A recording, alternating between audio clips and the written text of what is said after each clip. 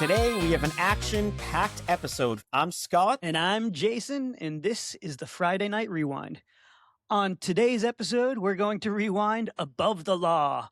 Release date of April 8th, 1988. Scott, tell us about the box office. This film underperformed at the box office. It did $18.8 million, adjusted for inflation. That's $53.2 million today. On a budget of 7.5, so not the worst thing in the world. Again, inflation adjusted for today, that's 21.2 million. How did it do from a review standpoint? What did the fans think, and what did the critics think? Yeah, super middle of the road. This came out late 80s action movie mania. You know, Stallone, Schwarzenegger were the kings. Steven Seagal jumping onto the scene as a fresh young guy gunning for the action movie throne. So 50%, really, like straight off the bat, divided critics. Audience score of 6.0 on IMDb. So pretty much as middle of the road as you could get. What's this film about? All right, I'm gonna try to do this like you might have heard it in 1988. All right, the film follows Nico Toscani, a martial arts expert and former CIA agent working as a Chicago cop. When a routine drug investigation reveals an international conspiracy involving corrupt CIA operatives, Nico must fight to protect his family and expose the truth. You just described, yeah, that was fantastic. And you might as well have been describing like every single movie in that genre, right? Corrupt CIA agents, man. I grew up, I never trusted. I don't trust the CIA or the FBI because Die Hard taught me not to. All these films. Maybe Rambo, right. Rambo 2. Yeah, that's right. You know, you never want to get in bed with these guys. Never. Let's get into the director, writer, producer, cinematographer, score, all that stuff, right? This was directed by Andrew Davis. Before this movie, he did a film called Stony Island in 1978. Never saw it. The Final Terror in 1983, Code of Silence in 1985. Have you seen any of those movies? I don't think so. I feel like I might have seen Code of Silence, but I don't know if I'm mixing up films. Like, I think that like they all sort of feel a little similar in the 80s, and maybe that's because they all got the same variety of cocaine.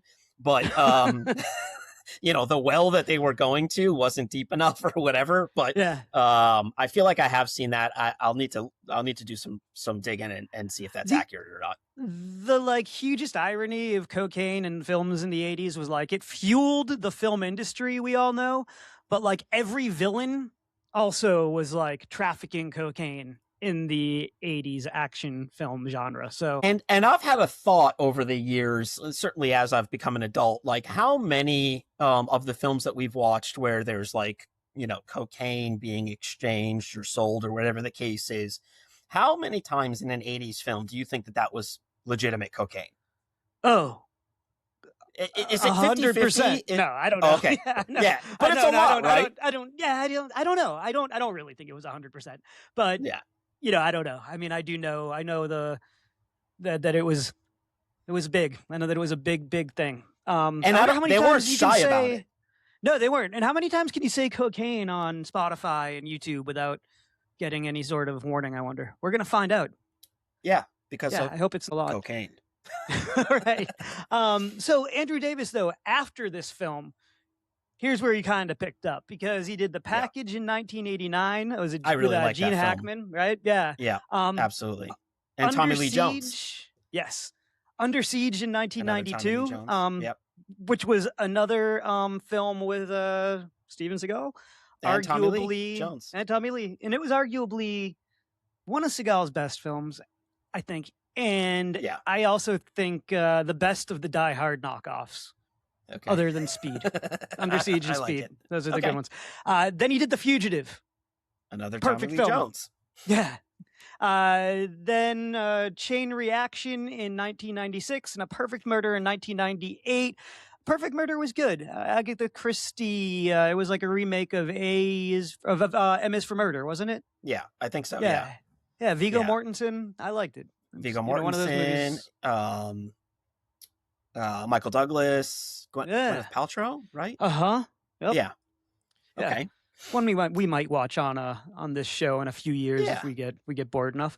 Yeah. Yeah. Tell us about the writer who wrote this mess. I mean, this amazing this film. Who wrote this film? We got Stephen Pressfield, Andrew Davis, who also was the director, and Ronald Shusett. Stephen Pressfield, he actually wrote or authored a couple of books, one being The Legend of Bagger Vance, made into a film, but this was written and came out in 1995. Gates of Fire, which is about the Battle of Thermopylae. Everyone remembers the film 300 and Leonidas and all that kind of stuff. He wrote that book in 1998. After this film, he really only wrote a script for a couple of films. One of them that stood out was Free Jack in 1992. Mick Jagger Which, yeah, on film. Anthony Hopkins, Emilio Estevez. I like that film a lot. I don't know how you feel about it. When it was one of those movies when it came out, I really liked it. I probably rented it a half dozen times or so. Watched it when it was on TV. Haven't Right. revisited it in a million years, and it probably sucks. But I don't know. Maybe it's still good. I'm going to Be hold worth out checking hope out. that it doesn't. And this is Yeah. going to be me being optimistic here.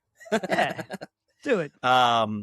Ronald, he did the story for Alien in 1979, and then Right. after this film, he did rewrites on Hard to Kill in 1990. He wrote Total Recall in 1990 as well, and also wrote Free Jack. I will say, as far as science fiction goes, Total Recall is always at the top of my list. I absolutely love that film. The Phenomenal themes film. And Get your ass to Mars. everything about it I really, really love. Shitty remake when they did that with Colin Farrell. I don't know if you saw that one, but not my favorite. Did. No. And then story on this one, we'll move ahead. Steven Seagal, Andrew Davis came up with the story. Cinematographer, nothing really on him. Robert Stedman, I really couldn't find any information on him, so maybe this is a one and done. Music by David Michael Frank. And if you notice some themes here, he did Above the Law, Out for Justice, Hard to Kill, Showdown in Little Tokyo. All of those really lean heavy into that, kind of deep synth, saxophone, guitar, sound. So I think you can really distinguish between him and some other composers. So really cool stuff. Tell us about some of the actors in this film. Yeah, let's start with the obvious, Steven Seagal. So, the action movie landscape of the 80s, it really was dominated by Stallone and Schwarzenegger, like I mentioned at the beginning. Hollywood was like chomping at the bit to try and find the next guy, the guy who was going to come in and take over. And, I can't remember if it was Seagal or Van Damme who came out first, but there was this martial arts resurgence in the 80s to kind of balance out the like slow brawn of both Schwarzenegger and Stallone. So Seagal came in, the master of a martial art that I don't think anybody even really knew about, Aikido. Oh, yeah. Yeah. And it was so cool. Yeah. I will give him that. So this was his first movie. Prior to this, he did do some stunts. He did stunt coordination for a movie called The Challenge in 1982, which was that a Chuck Norris film? Chuck Norris. Yep. Yeah, Chucky. And he did the fake James Bond movie, Never Say Never Again, which was in 1983. It was right in the middle of the Roger Moore James Bonds, a studio that did not own the rights to James Bond. I don't remember which studio it was. Released Never Say Never Again, which was a remake of Thunderball.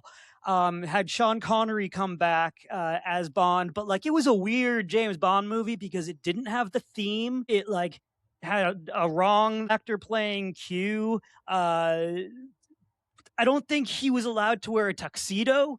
Yeah.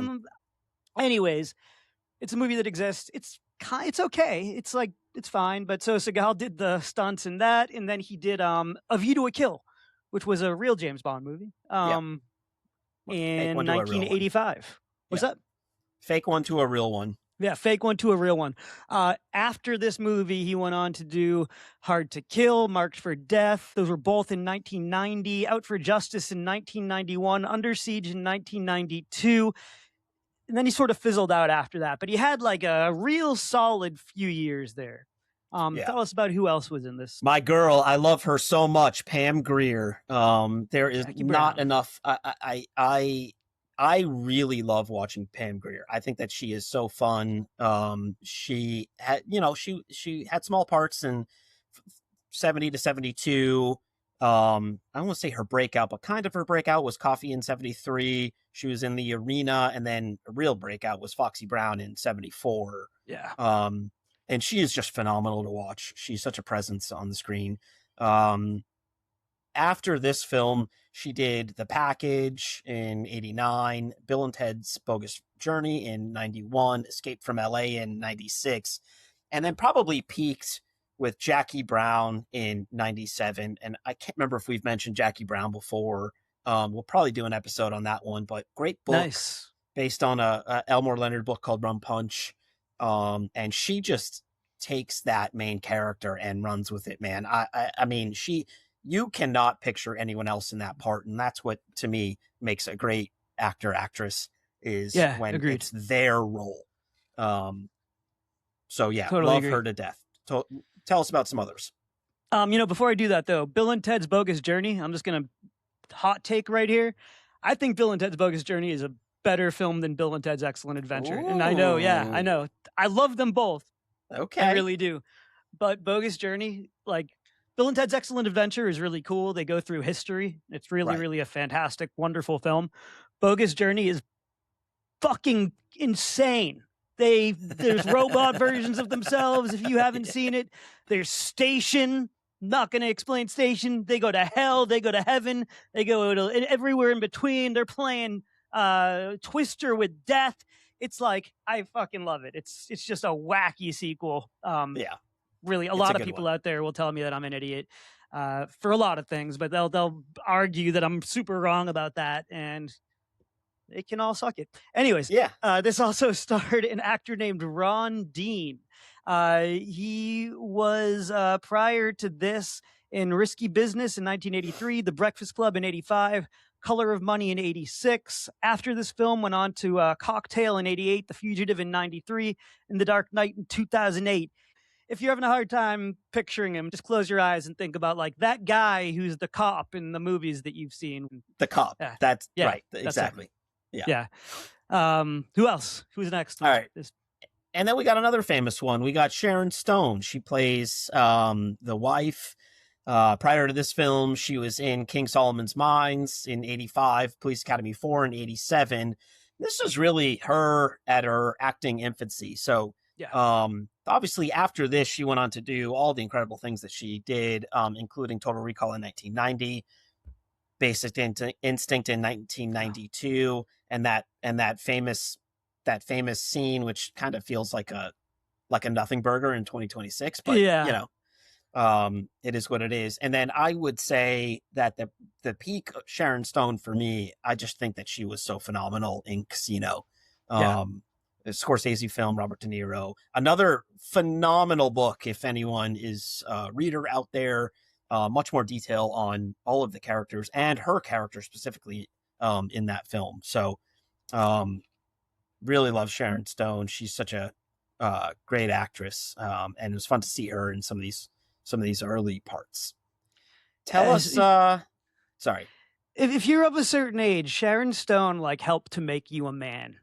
If you're like young, young Gen X, I mean, she just who wasn't in love with Sharon Stone? Basic Instinct. I mean, she was definitely the reason the pause button on your remote broke. Yes, absolutely. And your dad had to be like, "What's wrong with you?" Right. But yeah. So what are we doing? Background? Yeah, tell us about the background. What do we got here? All right, so it has been reported that Steven Seagal was asked to make this film by his former Aikido pupil and agent, Michael Ovitz, who believed that he could make anyone a movie star. So take that what you will. Seagal had previously worked as a stunt film performer and fight choreographer, as well as a celebrity bodyguard. But before Above the Law, this was his acting debut. He also talked a lot about what he did before this movie, didn't he? He maybe worked with the CIA. He won the Cold War. I don't know. I think, Scotty, you know more about Steven Seagal's fake background, right? Well, I don't know that I know more. But he's one of those. He's like a Renaissance man. Yeah. That you can't confirm that he did anything. You know what I mean? Because he did claim that portions of this film are autobiographical, and that he was employed by the CIA during the 70s initially as a martial arts instructor. There's no evidence of this, by the way. None. And his first wife has denied yes all of. Can you imagine though? Like you're telling stories to people and your wife is just like, "That's not true." Nope. No. I mean, but I guess. In her defense, she was an ex-wife at that point, so maybe I have an ex-wife, and she's not out there telling people. But also, I don't have a lot of. I've never told anyone that I worked for the CIA, so I don't really have a lot of secrets fake secrets that my ex-wife could go out there and debunk or anything. So that's good. That's fair enough. Maybe just don't make up stories if you don't want the truth to come out. That's the big lesson there. But yes, his first wife, Miyako Fujitani, has denied any claims that he worked for the CIA, and there is just no evidence of it whatsoever. He is an interesting guy in that, like, he's made lots of different claims about his nationality and background. Mm-hmm. One thing that's actually interesting is apparently he's like really good at playing guitar. And that's actually the truth. So, go figure. And I do believe that he is like proficient in Aikido or whatever type of karate he participated in. That feels real based on, what we saw on screen. I just, for actors like, you want to make a comparison, but like Jean-Claude Van Damme was a great martial artist before he got into film. And obviously that probably helps a lot when you're doing that. That's my guess, but I don't really know. Yeah. What were some standout scenes to you? What were some moments in this film that you just loved? Okay. I'll combine this with standout performance and say that for me, I thought Steven Seagal was a standout in this because it's his first time really acting at all. I thought he did a really good job. I thought the Aikido was a standout in that you're watching fights being performed.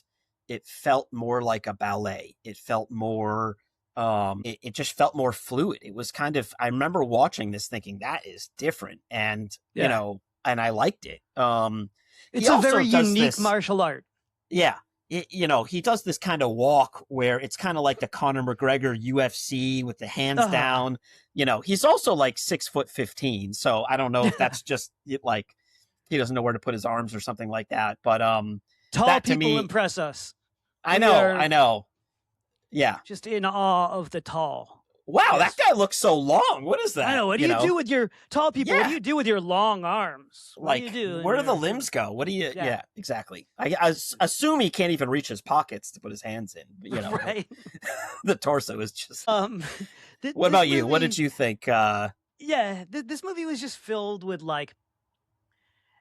Watching this movie now, it felt like almost like watching like a parody of an 80s action movie because like everything was just so cliche and like every they line, lean into it. Do they lean into it, or is it like I don't know, like I was wondering that, like, do they know that they're being silly, or are they just like, or was this just at the time we thought it was like really cool? I think we thought it was really cool. Like I think I remember watching this as a kid and being like, yeah, this is awesome. But now, like, I hear what you're saying. But I will say, I think that if I'm making an educated guess, I think that because, it's its new director writer. It's a story by Seagal and the director. Yeah, My guess is that they looked at other films and said, we can do this. There's a formula, and if we sure. follow the formula, we can have some success. And they That did. yeah, Yeah, and all that being said, there's a line in this movie where, like, okay, so Seagal goes up to this group of thugs outside and has all of them put down their guns. And then this one, like, fat guy saunters over to him and goes, I don't think you can drop us all, fat ass. And Seagal just shoots him dead in the chest. The guy's unarmed. The guy just yeah. walks over to him and, I don't think you can drop us off at us. Just shoots him in the chest and says, you're right, but I'll get an A for effort. And like, I literally, I rewound and watched that movie, like that scene like 4 times. So yeah, we have their standout performances section.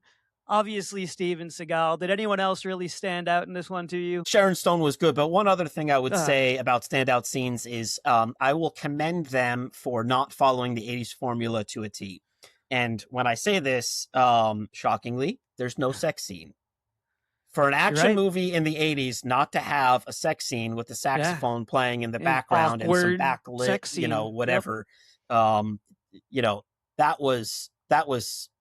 was interesting. And I appreciated it because, I don't want to make this comparison, but if you're looking at Top Gun from the 80s and Top Gun Maverick, there was a sex scene in Top Gun, and clearly, like in 20 whatever year that came out, 2021 or 2022, they just sort of infer that there's a scene. So anyway, Sure. I will commend them on that. At least they unchecked one of the boxes. Yes. There was no awkward saxophone sex scene. No, Refreshing. no. Yeah. Yeah. Good for you. Good for you, So- filmmakers. Go ahead, Scotty, and give us some the 5 film facts. All right, so this is kind of an interesting little tidbit, but John C. Reilly makes his film debut appearing uncredited as one of the thugs in the there's a bar brawl, and he's in there, and you have to kind of pay attention to see him. But good for him. It's his first part, and it was fun to see him. A lot of times when you're watching older films, you'll see some of that. So that's kind of fun, I thought. So for the score, Andrew Davis hired his favorite musicians like Frank Zappa's drummer, and Hiram Bullock on guitar, who's another very famous musician that's worked with everyone. As we said in the beginning, this film was done on a very modest budget. Steven Seagal, Sharon Stone, still pretty much unknown at the time. Warner Brothers really just didn't spend any money marketing the film, which actually got good reviews when it came out, when it released, but really didn't do much at the box office, and probably because of the marketing. But the film really did pretty well on home video releases. Yeah. And people still consider it to be one of Seagal's better films. Not Jason here. Jason thinks Patriot Games or whatever is one of his... Under Siege. Or whatever, that one that he did with DMX or whatever. Oh my God. That was, I don't know. Was that even a movie? Yeah. I think that they did do a film together. Yeah. Fact number 4, Chuck Norris was actually offered the lead role in the film before Steven Seagal came aboard. But Cannon Films, the now defunct Cannon Films, would not let old Chuck out of his contract. So Chuck Norris did not make it into this film. Fact number 5, this is kind of cool because I love this film, but in the movie Step Brothers, one of my favorite comedies, there's a scene where John C. Reilly and Will Ferrell are bonding over watching a scene where Steven Seagal is being beaten in a chair, and obviously John C. Reilly was in that. It's probably a nod back to his first part in the film. So all that I find pretty cool and interesting. And it's cool to see kind of that circle of life. And you see that a lot with film and people referencing earlier takes that they've had, things of that nature. Jason, let's talk about our scores. I'll let you go first. What do you think about this film. Yeah, honestly, I'm gonna make some enemies here, I'm sure, but I was not vibing with this movie. Like, I really, really wasn't. I'm gonna give it just a 5. I think this thing kind of stunk.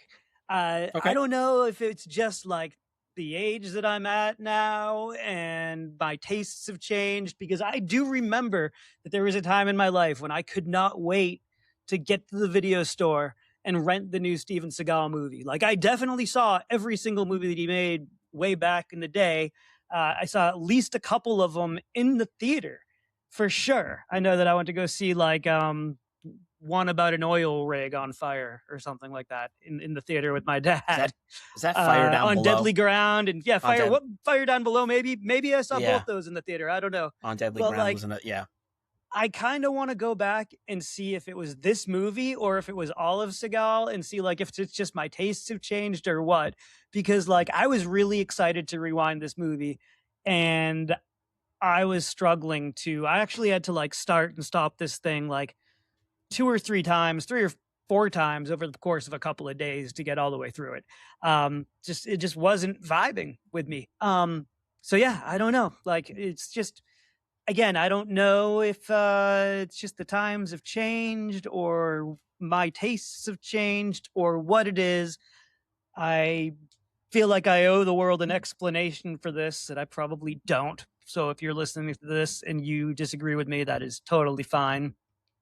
I'm probably right and you're probably wrong though. So anyways, Scott, tell me, am I crazy here? Am I wrong? No, no. I don't think you're crazy. I think that all look, there are so many films that critics have absolutely loved that I just could not stand to watch. For a variety of reasons. Art is so subjective, Oh yeah. and even though this is like, an action film from the 80s, it's still art, and we all have like the right to have whatever opinion that we want. So, you know, for me, I gave this a 7.1. I really enjoyed it. It brought me back to a time in my life that I remember, loving Nice. films like this. And I don't, maybe it's the way that I look at it. Like, I look at this as a cheesy action movie from the 80s that I can sit back. It's a no brainer. It's formulaic, but I love it because it follows a recipe. And at the end of the day, you get a great cake. So Yeah. that's kind of the way that I look at it. I'm not looking for it to be more or less than really what it is. I thought that Steven Seagal, for a first time actor, I thought he really did a good job. Like, I remember watching this and I'm like, dude He can did act. have, I will say he had a presence. Like, he Yeah. absolutely did. Yeah, no, he's got something. And man, I wanted to have that feeling that you had. I wanted to go back to that part of my life where I loved movies like this. And maybe Marked for Death, maybe another one of his movies will take me there. This one just didn't. That's So, okay. but The I one am glad that you loved opportunity it. the one opportunity I felt like the film really missed on was the villain. Right. Like, I didn't even mention the actor. He's done a lot of stuff, but the villain felt like super irrelevant in this film. Yeah. Like, it felt like it could have been anyone, and he sort of shows up and then disappears and then reappears, and you're kind of like, huh, So that, I think that the only opportunity that one of the opportunities that the film had was just maybe a better villain. But other than that, I think it's a good film. I think it's a fun watch. You can, if you've got kids and you want to revisit this with them, you can be like, this is the kind of stuff that we watched in the 80s. Like, tell Yeah, us, and then tell us how they'll awesome laugh we at you. were. Yeah. If you want your kid to look at you weird, watch this with them for sure. And never watch another film with you ever again. Right. Or you could watch these 5 similar but objectively or subjectively better films. Let's hear it. 1980, yeah, so 5 similar films. Lethal Weapon in 1987. Great film. Absolutely. Lovely Full of Weapon. Spawned at least 3 sequels. Is there? Yeah, spawned 3 sequels, a TV series spin-off, a couple of fake sequels that they made on It's Always Sunny in Philadelphia. Do you watch It's Always Sunny in Philadelphia? Because I did. They made Lethal Weapon 5 and 6, I think, on that show. And I think that one of those episodes might even be banned from streaming at this point because Okay, of cultural that's fine. insensitivity. Yeah, I'm not positive, but yeah. Anyways, That's I'm that's sure another film. Do you know how old Murdoch was when they filmed the film? You know how he's like, I'm too old for this I'm too shit. old for this shit. Yeah. No, how old was he? I don't think I want to know. Our What was he? age. Yeah, I was gonna guess younger. Sad news though. Danny Glover, I think it just came out, has Alzheimer's. So That's a thoughts bummer. and prayers, of course, with him and his family. On that Hate note, that. 4 other similar films. Nobody in 2021. Did you Have you see that? seen? I did see it. I saw Nobody and I saw Nobody 2, and I really loved them both. I haven't Do seen you? Nobody 2. It's I great. thought I thought Nobody won. Nobody. Nobody Yeah. won. I thought Nobody was a fantastic film.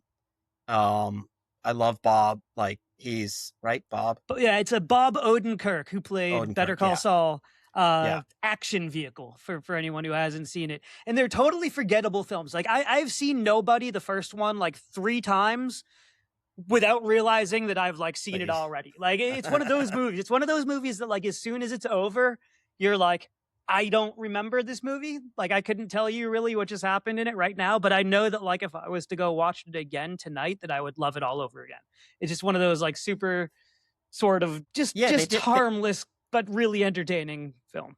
and I love when you take someone that is, generally considered, a comedic actor or whatever, and put Yeah. him in some type of like action or drama or anything like that. I find that to be super interesting. And if they do it well, it's like so much more impressive to me, Yeah. than an action star. You put Liam Hemsworth in that role, and he's gonna kick everyone's Yeah. ass. Right. But you put Bob Odenkirk in that role, and you're like, what is this guy gonna do? Yeah. So I love what they did there. Anyway, tell us about some more that we should see. Die Hard, 1988. It's another, starring the great Bruce Willis, who's also not doing well. But Die Hard's the movie that really like started a whole new thing. Like Die Hard came out in the late 80s and really like shifted things away from Seagal and Schwarzenegger dominating everything. And then like every movie was a Die Hard knockoff for a few years, including Under Siege with Steven Seagal, which was Die Hard on a boat. On a boat. And Yeah. my favorite, maybe one of my favorite Seagal films. Also, we have Settle- down the Settle the debate. Settle the debate for us once oh and for no all. no. I Are we going to rewind this one at some point? Is We Die should. Hard a Christmas movie? We'll talk about it. I mean, it's like everybody. At this point, like I cringe every Christmas knowing that debate is coming. I do. Well, But I- and without saying my own thoughts on it, I will just say that Bruce Willis does not view Die Hard as a Christmas movie. Okay, fair. So I like that. I like that perspective. that's that's all I'll say. But I'm sure we're gonna rewind Die Hard at some point. Maybe even such a great film. Yeah. The Equalizer, 2014, Denzel Washington. A trilogy of great films. Have you seen all 3 Equalizers? Oh yeah, yeah. Yeah. Filmed, at least some of them were filmed right near where we grew up. In our old stomping grounds. Yeah. And the second Absolutely. one, there's a scene there on Lynn Beach. Yeah, exactly. Yeah. That's really cool. I love seeing like our area, in Same. film. It just, obviously we don't live there anymore. But it grew up in such a cool place, and it's just cool to see, films taking place there. Scott and I grew up on the North Shore of Boston, in the suburbs, and many films have been filmed in the town and surrounding towns that we grew up in. I'm sure at some point we'll do a whole show devoted to those or something. That would be fun. Yeah, I'm it in. would be fun. All right, film number 5. What do we got? Film number 5, we get Jack Reacher, 2012, Tom Cruise. Great film, even though Tom Cruise is miscast is the title role, arguably. I like Tom Cruise as a tough guy, but Reacher is a big, brutish man. In the Amazon Prime series Reacher, which is arguably a better version of Reacher than those Tom Cruise films. The actor who plays him, I forget his name, but he's a brute. Alan Richson or Richardson? Yeah, something like that. Alan something. Yeah. But yeah, big brutish guy. Tom Have Cruise you playing it. have you I read was the gonna. Lee Child books? No, I haven't. They are excellent. Yeah, and I know he's described as a big man in those books, right? Like enormous. Actually, there's one scene. Okay, this is for all of our short friends out in the world. There is in Short one of the kings for books. life. Reacher has a brother. The brother is taller than him. Their mother gets sick, and their mother lives in France. She's French, and have to go and see her when she's not doing well. And like whatever flight that they are get on is kind of back of the bus. Back of the bus to me and to Jason is like, luxury living. I mean, Yeah. it might as well be first class for us. Yeah. I can kick my legs, I can straighten them out, I got all the room that I need. It's my And favorite the seat. way that they describe these two enormous brothers, like in the back of the plane, flying to see their mother, is pretty hysterical. Nice. Whenever I see someone tall on a plane sitting with like the regulars, I'm always like under my breath. I'll always be like, "Meh." That's Planes are where we thrive, right? Every time you get on a plane as a short person, you're like, just bring it. I can think, stand though, up like, straight in the yeah. bathroom. It's amazing. Sometimes I feel a little cramped in a plane seat, though, and I think to myself, like, what must it feel like to be a tall person or even an average size person? Because, yeah, Yeah, I bet you don't, though. I think you're at the size. Yeah, you're not even remotely cramped, are you? No, I don't even need to stand up when people want to walk by me. Amazing. I love it. To be small. But yeah. So where places that we can find this movie? Fandango at Home, Prime Video, Apple Plus. All the usual suspects. Yeah, all the usual places. What are you watching? Right now, I am watching a film, and I don't know where I'm at with this thing. I am watching In the Hand of Dante by Julian Schnabel. If you're not familiar with him, he did one of my all-time favorite films, Basquiat, way back in the day. Did you ever see Basquiat? I did not. Oh, man. He is, Basquiat's a New York artist. He died very young. And his art is just he's probably my favorite modern artist. I just find what he did really interesting. He died very young, but the film Basquiat by Julian Schnabel's really one of my favorites. I think it's such a rich story, such great actors in it. You have a real big ensemble. It is absolutely phenomenal. Highly recommend that to anyone. Back to In the Hand of Dante, I'm about halfway through, and I'm sort of struggling to figure out where this is going. It's kind of an interesting story. You guys can catch that on Netflix if you haven't seen it. But if you do listen to the episode, drop us a comment and let us know what you think. And if you've seen Basquiat, I highly recommend everyone watch that film. But if you haven't seen it and watch it because of this pod, let us know what you think. Love to hear from you. What are you watching, bud? Well, I've finally been bullied by you and by a couple of other listeners of ours into watching Shogun. I haven't quite started it yet, but I've got it queued up. I'm all ready to go. Gonna start watching it this weekend. And I will definitely talk about it next week. But Shogun 2024, all about feudal Japan. I know that it is a show that it's one of those shows that everybody who watches it seems to love it. Has like a 99% on Rotten Tomatoes, 5 out of 5 on Metacritic, all that stuff. And people have just been like nagging me to watch it for a long time.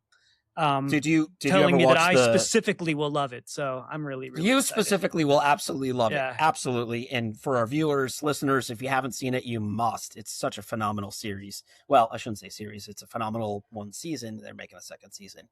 Did you see the David Carradine version of Shogun? No, I have seen no version of Shogun. No. Okay. We don't need to talk about that, but it's good. It's not great. This is phenomenal. This Shogun is absolutely phenomenal. You will really love it. I'm psyched. Where can they find us? Where can everyone find us?